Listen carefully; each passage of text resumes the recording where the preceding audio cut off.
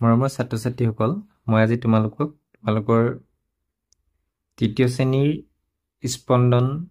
পাঠ্যপুথিখনৰ অধ্যায় 5 বৃত্তি শীৰ্ষক যিটো অধ্যায় আছে তাৰে 1 নং পাঠ কোনে নামৰ যিটো কবিতা আছে এই কবিতাটো তোমালোকক বুজাই দিবলৈ লৈছো আৰু ইয়াৰ যিবিলাক ক্ৰিয়াকলাপ আছে এই ক্ৰিয়াকলাপবিলাকো তোমালোকক কৰিবলৈ চেষ্টা কৰিছো। তোমালোকে তৃতীয় শ্ৰেণীৰ ছাত্ৰ-ছাত্ৰীসকলে পাঠটি ভালদৰে মনোযোগ দিবা বুলি আশা ৰাখি ভিডিঅ' আৰম্ভ কৰিছো। কোনে আৰু কবিতাটো লিখিছে নৱকান্ত বৰুৱা। এতিয়া চাওঁচোন কি দিছে, পঢ়ো আৰু আবৃত্তি কৰো আহা। এতিয়া পঢ়িবলৈ দিয়া হৈছে আৰু আবৃত্তি কৰিবলৈ দিয়া হৈছে কবিতাটো। এতিয়া চাওঁচোন, ঘৰবোৰ হেনো সাজে মিস্ত্ৰীয়ে আৰু সাজে মেচকী, কোনে বাৰু সাজে ধুনীয়া আকাশ দিয়ে তাত তৰা আঁকি, মোৰ চোলাবোৰ বজাৰৰ পৰা আনি দিয়ে দেউতাই, ফুলবোৰে বাৰু ৰঙা নীলা এই চোলাবোৰ ক'ত পায়, আকাশ গ্ৰহুতা খনিকৰজন কেতিয়াবা পালে চিনি, তেওঁক সুধিম ইমান ফুলক কোনে দিয়ে চোলা কিনি। এতিয়া কবিতাটোত কি হৈছে, কবিয়ে ঘৰবোৰ কোনে সাজে বুলি কৈছে, মিস্ত্ৰীয়ে সাজে বুলি কৈছে, আৰু মিস্ত্ৰীয়ে ঘৰবোৰৰ ওপৰি কি সাজে বুলি কৈছে, মেচকী সাজে বুলি কৈছে। কবিয়ে মনত কিছুমান প্ৰশ্ন নিজকে সুধিছে, কোনে বাৰু সাজে ধুনীয়া আকাশ দিয়ে তাত তৰা আঁকি বুলি কৈছে, মানে আকাশখন কোনে সাজে কবিৰ মনত প্ৰশ্ন উদয় হৈছে, আৰু তাতনো তৰাবিলাকনো কোনে আঁকি দিয়ে কবিৰ মনত সেই প্ৰশ্নটো হৈছে। কবি আকৌ কৈছে দ্বিতীয় এইটোত কি কৈছে, দ্বিতীয়তে কৈছে যে মোৰ চোলাবোৰ বজাৰৰ পৰা, দ্বিতীয় যিটো স্তৱক আছে তাত কৈছে মোৰ চোলাবোৰ বজাৰৰ পৰা আনি দিয়ে দেউতাই, ফুলবোৰে বাৰু ৰঙা নীলা এই চোলাবোৰ ক'ত পায়। মোৰ চোলাবোৰ বজাৰৰ পৰা দেউতাকে আনি দিয়ে বুলি কৈছে, কিন্তু ফুলবোৰে ৰঙা নীলা চোলাবোৰ ক'ত পায় কবিৰ মনত প্ৰশ্ন উদয় হৈছে, কিন্তু ইয়াৰ প্ৰশ্নৰ উত্তৰটো কবিয়ে পোৱা নাই। তাৰপিছত কৈছে আকাশ গ্ৰহুতা খনিকৰজন, তৃতীয় যিটো স্তৱক আছে তাত কৈছে আকাশ গ্ৰহুতা খনিকৰজন কেতিয়াবা পালে চিনি, তেওঁক সুধিম ইমান ফুলক কোনে দিয়ে চোলা কিনি। যিয়ে আকাশ গঢ়িছে, আকাশ গঢ়া সেই সৃষ্টিকৰ্তাজনক যদি কেতিয়াবা চিনি পায়, কবিয়ে সুধিম বুলি কৈছে যে ইমান ফুলক কোনে চোলা কিনি দিয়ে, সেই কথাটো কবিয়ে সুধিম বুলি কৈছে কেতিয়াবা আকাশ গঢ়োতা সৃষ্টিকৰ্তাজনক যদি লগ পায়। নিশ্চয় তোমালোকে কবিতাটি বুজি পালা। এতিয়া আমি এই কবিতাটোত থকা যিবিলাক ক্ৰিয়াকলাপ আছে সেই ক্ৰিয়াকলাপবিলাকলৈ আমি চাওঁচোন। প্ৰথম ক্ৰিয়াকলাপটো দিছে কি, আলোচনা কৰো আৰু লিখো আহা। ক, ঘৰবোৰ কোনে সাজে বুলি কবিয়ে কৈছে। মই ইয়াৰ উত্তৰবিলাক লিখি ৰাখিছো। এতিয়া চোৱাচোন, ঘৰবোৰ কোনে সাজে বুলি কবিয়ে কৈছে, ঘৰবোৰ মিস্ত্ৰীয়ে সাজে বুলি কবিয়ে কৈছে। খ যিটো দিছে, মিস্ত্ৰীৰ বাহিৰে আন মিস্ত্ৰীয়ে ঘৰৰ বাহিৰে আন কি কি সাজে। উত্তৰটো কি হ'ব, মিস্ত্ৰীয়ে ঘৰৰ বাহিৰে মেচ চকী সাজে। গড় প্ৰশ্নটো কি দিছে, কবিৰ দেউতাকে চোলাবোৰ ক'ৰ পৰা আনি দিয়ে। কবিৰ দেউতাক, উত্তৰটো কি লিখিব লাগিব, কবিৰ দেউতাকে চোলাবোৰ বজাৰৰ পৰা আনি দিয়ে। ঘ, আকাশ গঢ়োতা খনিকৰজনক চিনি পালে কবিয়ে কি সুধিলেহেঁতেন। উত্তৰটো হ'ব, আকাশ গঢ়োতা খনিকৰজনক চিনি পালে কবিয়ে ইমান ফুলক কোনে চোলা কিনি দিয়ে বুলি সুধিলেহেঁতেন। ঙ, ইয়াত কি প্ৰশ্ন দিছে, কবিয়ে আকাশ গঢ়োতা খনিকৰ বুলি কাক বুজাইছে। কবিয়ে আকাশ গঢ়োতা খনিকৰ বুলি সৃষ্টিকৰ্তা অৰ্থাৎ ঈশ্বৰক বুজাইছে।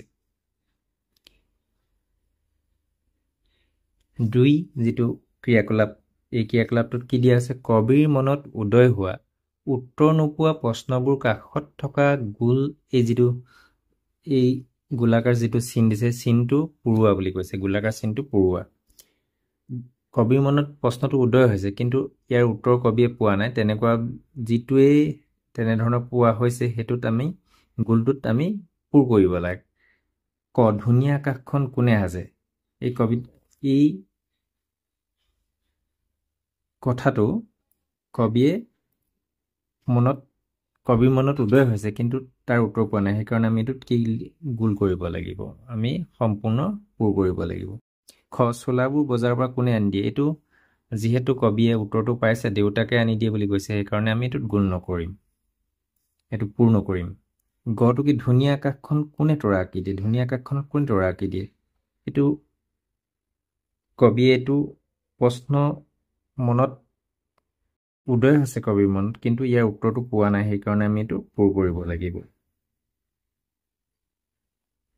তাৰপিছত ফুলবোৰে ৰঙা নীলা ফুলবোৰে ৰঙা নীলা চোলাবোৰ ক'ত পায় কবিৰ মনত এই প্ৰশ্নটো উদয় হৈছে কিন্তু তাৰ উত্তৰ পোৱা নাই সেইকাৰণে আমি এইটো পূৰ কৰিব লাগিব আকাশ গহুতা খনিকৰজন কোন আকাশ গহুতা খনিকৰজন কোন কবিয়ে এইটো উত্তৰ পোৱা নাই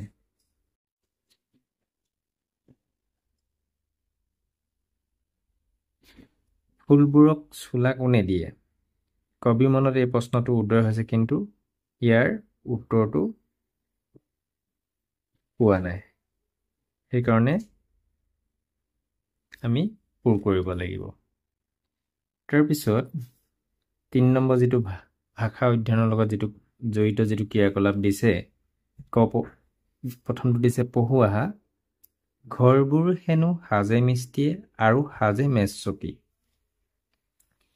আকৌ চোৱাচোন কি মিস্তি ইস্তি বস্ত অস্ত নিৰস্ত শাস্ত শাস্ত্ৰী শাস্তি স্ত্ৰী এতিয়া মিস্ত্ৰীত এতিয়া এইটো হয়ত্ৰস্ত্ৰ ইয়াত এইটো এই যুক্তাক্ষৰটো আছে এই মিস্ত্ৰী শব্দটোত ইয়াত কি আখৰ লগ লাগি এই যুক্তাক্ষৰটো আছে দন্তীয় হৰ লগত দন্তীয় ত যোগ ৰ এইটো আমি হৰ লগত এইটো কি চিন কয় ব্যঞ্জনান্ত বুলি কোৱা হয় অ যোগ তৰ তলত আমি ব্যঞ্জনান্ত চিনটো দিব লাগিব যোগ ৰ তাৰপিছত 4 যিটো ক্ৰিয়াকলাপ দিছে কবিতাটো থকা এটা বা এটাতকৈ অধিক বুজোৱা শব্দবোৰ লিখোৱা একবচন এটা বুজোৱা হলে আমি একবচন বুলি কওঁ আৰু এটাতকৈ অধিক বুজোৱা হলে আমি সেইটো বহুবচন বুলি কওঁ চোলা এটা বুজাইছে যেতিয়া চোলাটোক আমি বহুবচনত লিখিম এটো লিখি দিয়া আছে চোলাবোৰ মেজটোৰ বহুবচন হলে মই লিখি দিছো তোমালোকৰ মেজবোৰ চকীবোৰ হ'ব ইয়াত এইটো মই লিখি দিও নাই ঘৰবোৰ হলে আমি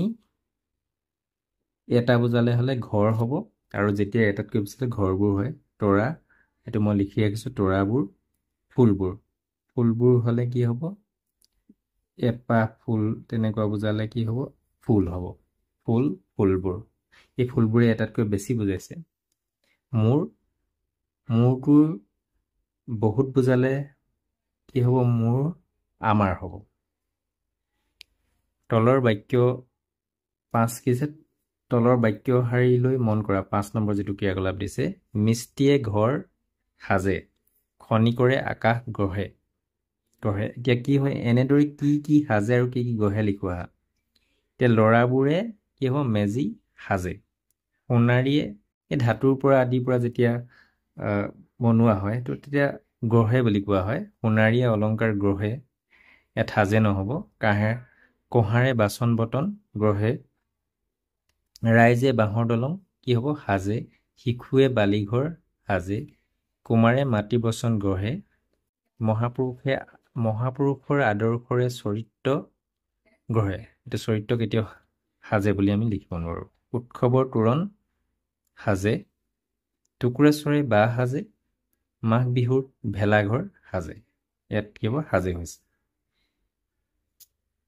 এতিয়া তোমালোকে এই ক্ৰিয়াকলাপ কেইটাৰ জৰিয়তে ক'ত আমি সাজে লিখিব লাগে ক'ত গঢ়ে লিখিব লাগে নিশ্চয় বুজি পাইছা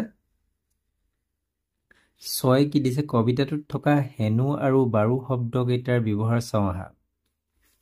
6 ক্ৰিয়াকলাপটোত কবিতাত থকা হেনু আৰু বাৰু শব্দ কেইটাৰ ব্যৱহাৰ চাবলৈ দিয়া হৈছে কি দিছে তোমাৰ খুৰাৰ হেনু কাইলৈ আহিব তোমাৰ খুৰাৰা হেনু কাইলৈ আহিব লগত উৰ্মিলাও আহিব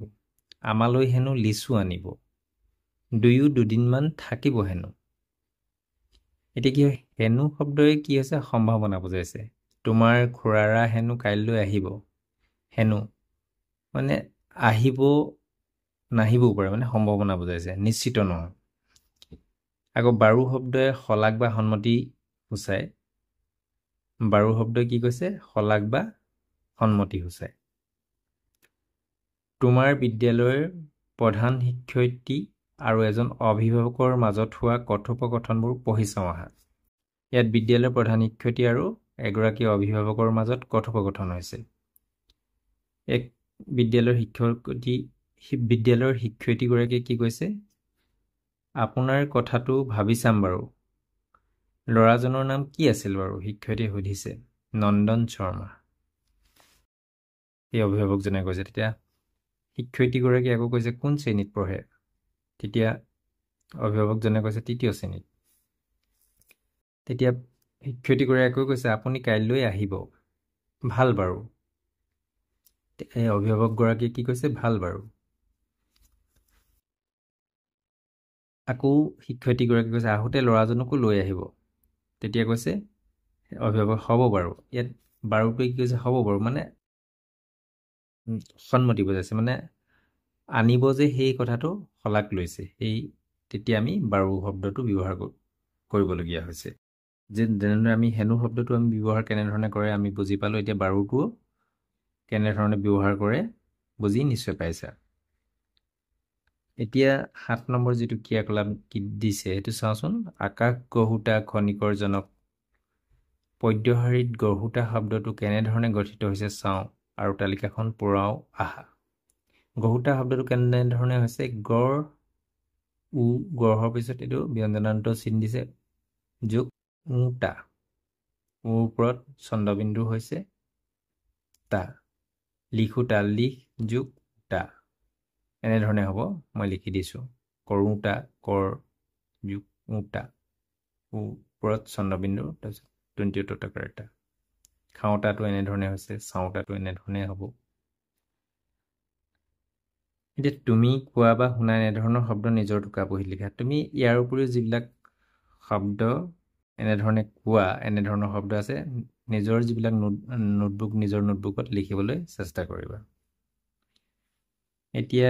৮ নম্বৰ প্ৰশ্নটো কি দিছে যিটো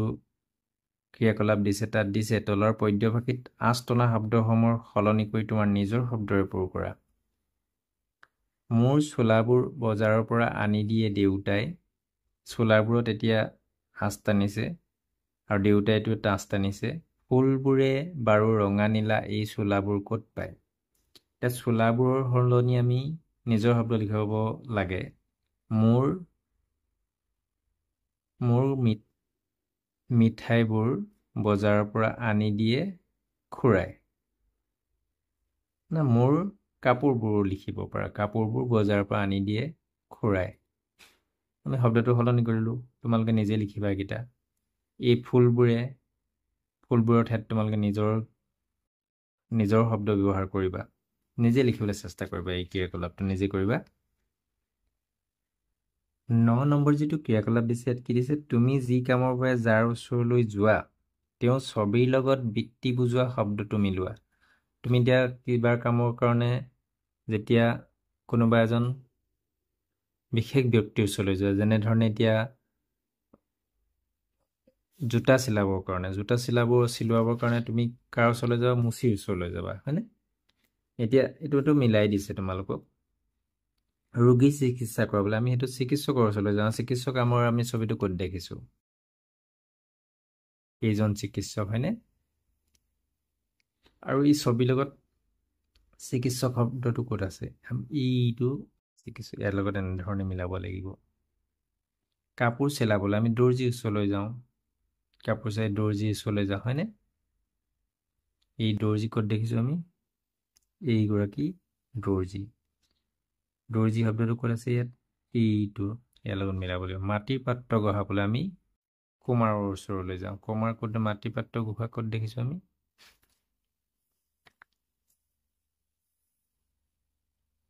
এইটো কুমাৰ আৰু কুমাৰ শব্দটো ক'ত আছে এইটোৰ লগত আমি মিলাব লাগিব বাঁহ কাঠৰ সামগ্ৰী সজাবলৈ বাঁহৰ ওচৰত যাওঁ আমি বাঁহৰীটো আমি ইজন বাঁহৰী হয় আৰু ই বাঁহৰী শব্দটো ক'ত আছে ইয়াৰ লগত আমি এনেধৰণে মিলাব লাগিব তাৰপিছত 10 নম্বৰটো হাতৰ আখৰ লিখা কামৰ সৰু-বৰ নাই সকলো কাম সমান তোমালোকে এইটো ইয়াৰ তলত এনেধৰণে দুলাইন লিখিবা আজি পাঠ ইমানতে সামৰিছোঁ পুনৰ অন্য এটা পাঠৰ সৈতে পুনৰ লগ হ'ম ধন্যবাদ